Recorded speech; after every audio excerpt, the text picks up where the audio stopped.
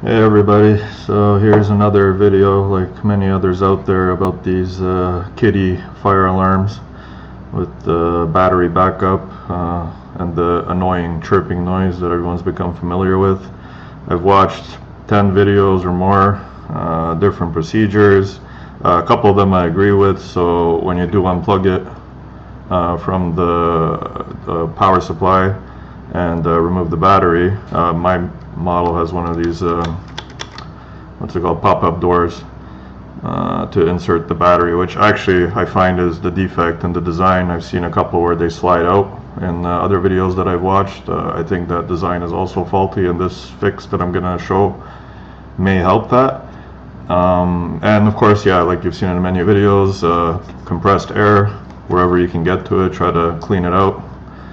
This one started chirping after we had some work done in the house, but originally it was bought in a 2-pack, and I've already returned one and got a replacement, and so far it's so good. Then this one started chirping, and we're already past the date where the store will take it back. I'm sure I could contact Kitty and they'd get me one, but anyways.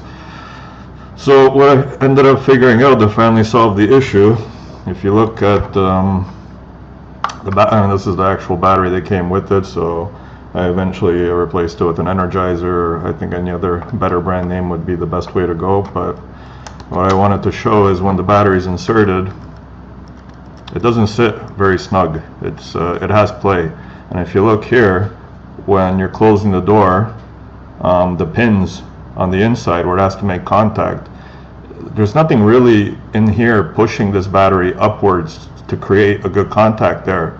And now if you have a home like ours where it's a townhouse and it's 3 stories, and this is the one in the basement, just walking around upstairs on the floor creating any kind of vibration, and this guy's gonna start dancing around inside.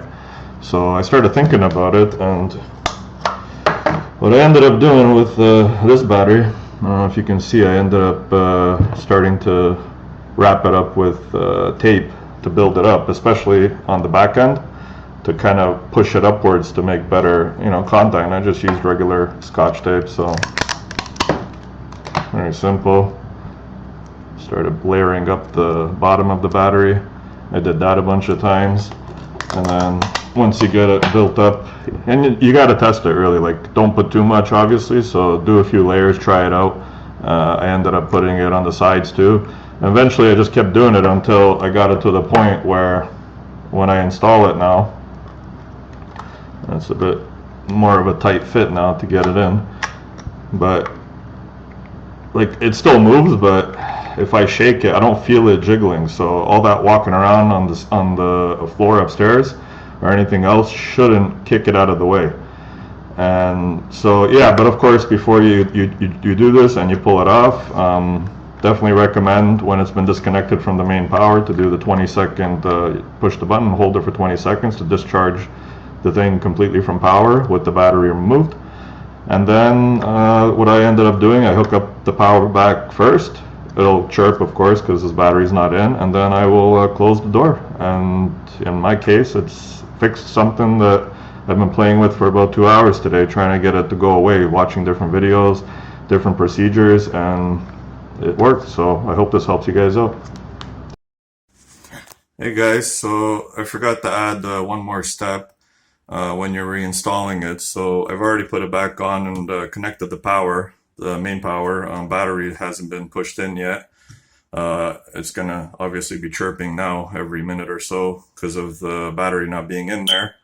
Now even it's different. It differs. I've had it a couple times where I put it in and the chirping just went away on its own. But I was doing it now after the video, and I forgot that a couple times I've had to do a reset with the power hooked up.